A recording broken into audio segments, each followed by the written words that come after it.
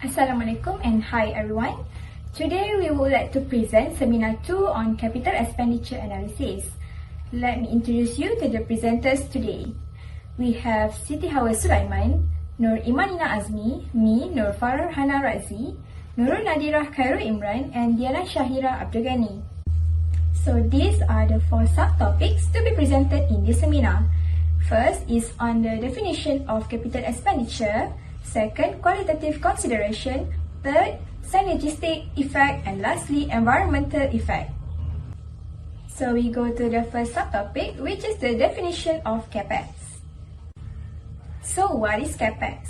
Capex is short for capital expenditure and refers to a company's spending on physical assets such as acquire, upgrade and maintain property, plants, buildings, technology or equipment that a company shows on its balance sheet as an investment rather than on its income statement as an expenditure.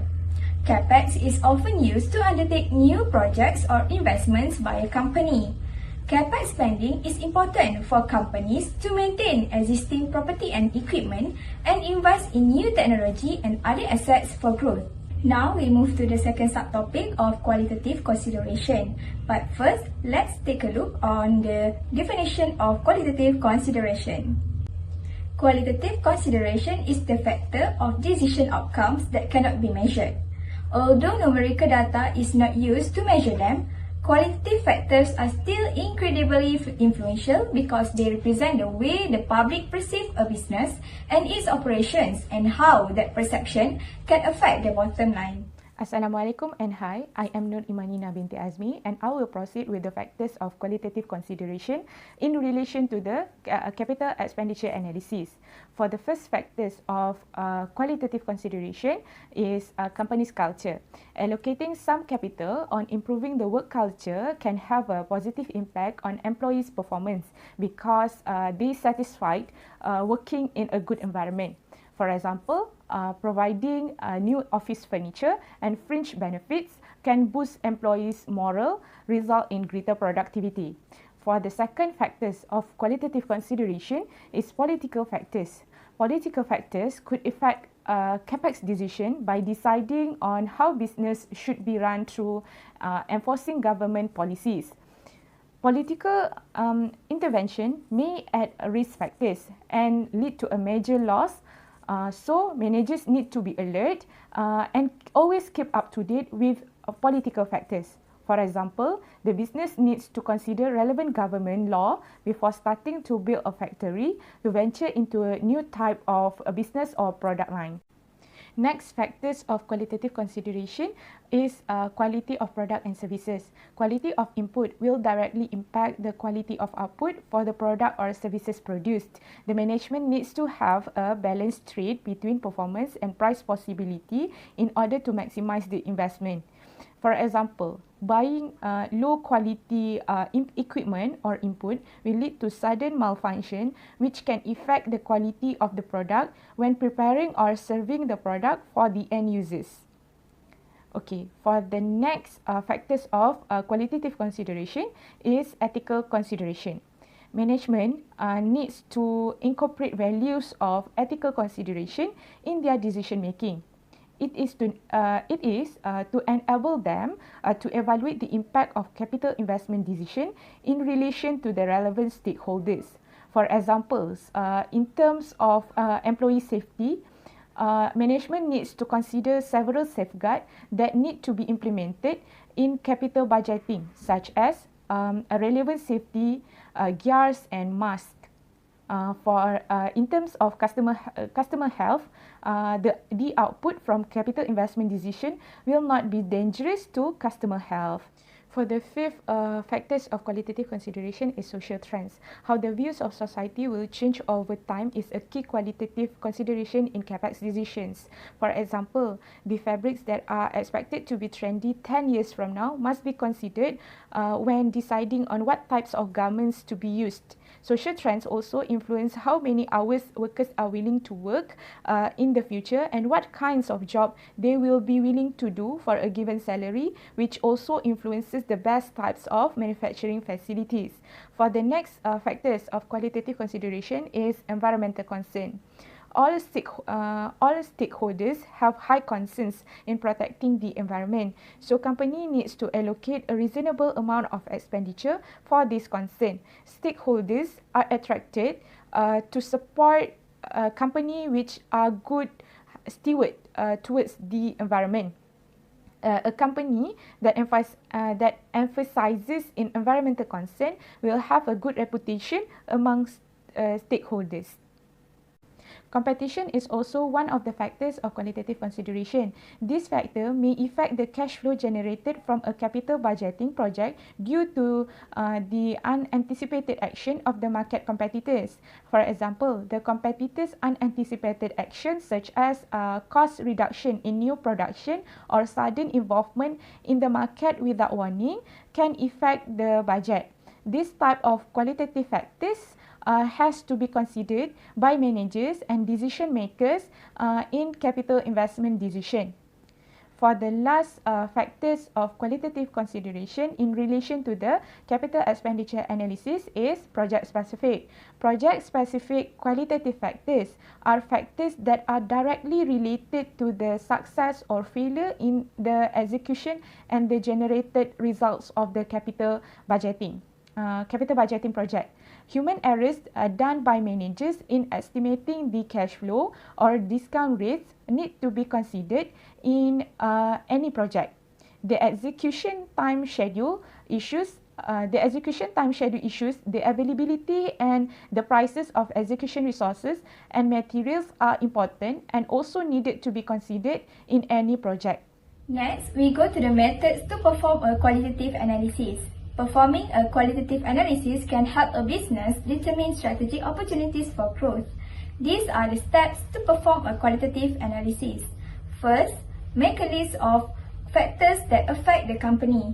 Although it is likely that most of the qualitative factors that have been discussed influence a business, list the factors in order of priority depending on how much influence they have, to help narrow down where the focus should be to get the results that company is looking for. Second, rank each factor in terms of positive or negative influence. Ranking each factor in terms of how positively or negatively it affects the business can help guide in making decisions. Determine the positive or negative influence the decision will have on each factor and rank them in terms of how strong that company expects their influence to be. Ultimately, the rankings depends on the business unique needs as well as the organization's goals are. Third is to analyze the factors and evaluate next steps. Once a company has determined the potential influence of the business decisions on each qualitative factor, analyze all the factors at the same time. Companies have to use the priority list to help in determining how much their decision may impact each factor. Using a business goals as a guide, consider whether what they are planning can lead to that desired outcome. Next, I will proceed with the synergistic effect. Okay, what is the definition of the synergistic effect? The definition of the synergistic effect is when one or both of the entities are unable to realize economic gain on their own, so they form a partnership. This can be accomplished through a merger or acquisition of another company, a joint venture, the addition of new products or services, or the establishment of a complementary firm. Hi, my name is Tahmi Suman and I will explain to you the type of the synergetic effects. First is the revenue synergy. Occur when the combined company generate more money rather than they generate separately. Through its widespread distribution network, it has the more access of the reach of the item and the service sales. Second is cost synergy. Cost synergies are the saving realized as the result as the combined company greater efficiency. The cost saving due to the cost synergy can take many forms, including the layoff, technological improvement, and supply chain investment. Third, financial synergy. When two companies merge, the financial will be improved to the higher level rather than they operate as the independent entities. The result will benefit in the term of the taxation, profitability, and the debt capacity. The positive impacts is first, financial strategy. The companies can do the diversity to reduce the risk, improve the consumer certifications, and they increase the sales when they are merging. Second is operating economies. When they are merging, they will gain the economies of scales, efficiency will be eliminated, and lower the cost of the production. The last but not least are the synergetic benefits. The companies can share the facilities and the knowledge in the research and development and share the same technological advancement and expertise. The negative impact that will happen when the companies are merging, it will risk to loss of the employee trust and make them worry about their losing their job because the merging is a good way to reduce of the organization work. Next, the consumer need pay more because there are few competitors and the corporation that has the higher market share. The last is it has the potential to enhance the combined company's balance sheet debt. We can take Sony Harrison as the example of these impacts. The summary of this case is the Sony Corporation, which is the Japanese electric company, and the LM Ericsson of the Swedish telecommunication company are merging on the 1st October 2001. Their goal is to be the world's leading mobile phone company. Unfortunately, their merging are not successful as they expected. The reason for the failure of their merging is the investing without conducting the market analysis. Sony Ericsson always provide the expenses of the mobile phone when the market price of the phone is decreased. Second, the product misrepresentation on the market. The competitors is provide the advance of the phones yearly rather than them because their company is low in the research and development. Third, supply chain management issue.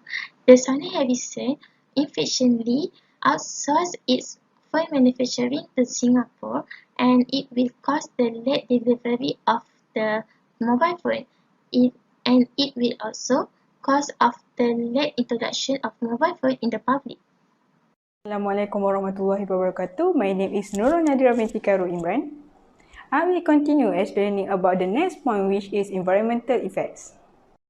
Environmental effects can be defined as any environmental changes that a project or activity may generate either in a positive or negative way.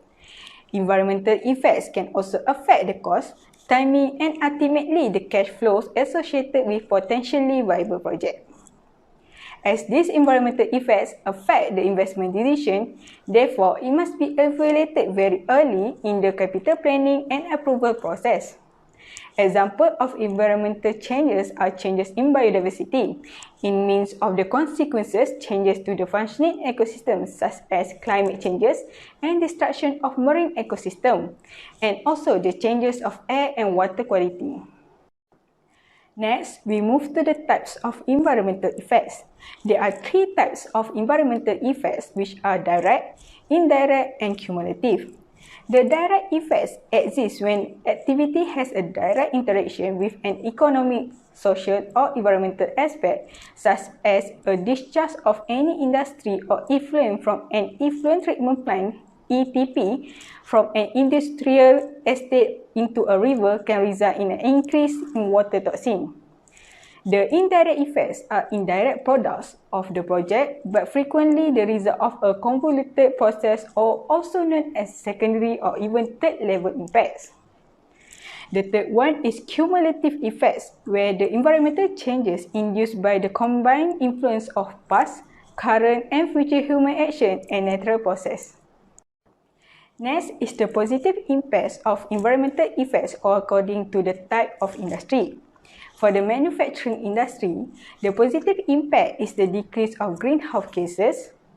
This can be achieved by substituting the most carbon-intensive energy sources such as coal and natural gas with cleaner sources, with the example of using renewable energy such as solar, wind and hydropower. From the side of agriculture industry, it can boost the soil fertility by incorporating cover crops that add organic matter to the soil, which leads to improved soil structure and promotes a healthy and fertile soil. Last but not least, for the positive impacts of the construction industry, it comes from the eco-friendly design such as the building materials use are non-toxic, reusable, renewable and recyclable. That's all from me. I will pass the presentation to the next presenter. Thank you. Assalamualaikum, I'm Dina Shira and I'll be explaining on how capital expenditure in certain industries may have negative effects in our environment. Let's start with manufacturing activity. Air pollution is a common effect manufacturing may have on the environment. Manufacturing industry will pollute the air when the toxic materials are burned and gases are pumped out into the atmosphere. So, these blown chemical vapors and smoke out through their vents emits various gases such as carbon dioxide, methane, and sulfur dioxide. Thus, it will decrease the quality of air and cause global warming. Next, let's take a look at the agriculture industry. Deforestation happens when the forest is cut to make room for cattle grazing and feed crop production as agricultural expansion. This will lead to global warming as a result of decreased oxygen production. The worst part is humans will also face loss of natural resources due to flooding and soil erosion resulting from deforestation. The last industry that I will be touching on this subtopic is construction industry. How this company could affect our environment negatively. It can cause noise pollution. Generally, construction sites are known for its noise mainly from construction work where metal and stones cutting and grinding produce very high noise levels, vehicles as well as workers shouting from one another. Excessive noise is not only irritating but also can cause hypertension, heart disease, sleep difficulties and also stress. A sustainable company is one whose business model enhances economic, human, social and natural capital in a stable, long-term manner and thereby delivers suitable financial performance. Now, I'll share with you an example of a company that incurred a capital expenditure relating to environmental aspect. Coca-Cola's White Company is a strategic partner of the Coca-Cola Company that manufacture, market and distribute still and sparkling drinks products of Coca-Cola. This company constructed a new production plant in Yunnan, China in order to replace its previous production facility with a much larger one to meet the needs of the fast-growing market. So, the production plant has photovoltaic power generators on the roof of the main building so that this plant does not release any harmful air or water pollution into the environment.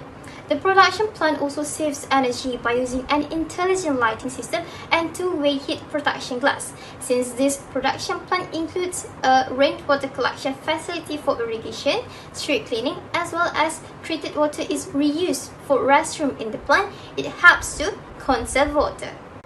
Furthermore, there are several environmental factors influencing business decisions, especially in capital expenditure, which are a company's image, potential liability, trends, and awareness. Promoting corporate actions or activities aimed at environmental protection will reflect well on the company's image, but if this aim is neglected by the company, it will lose customers' loyalty and therefore tarnish the image of company severely. Next, a company needs to comply with the environmental legislation in order to avoid lawsuits and protect the company from being penalized. Last but not least, it is crucial for the company to be aware and acknowledge the importance of environmental protection as it will influence people's or workers' approvals of the project being funded. That's all from us. Thank you for listening.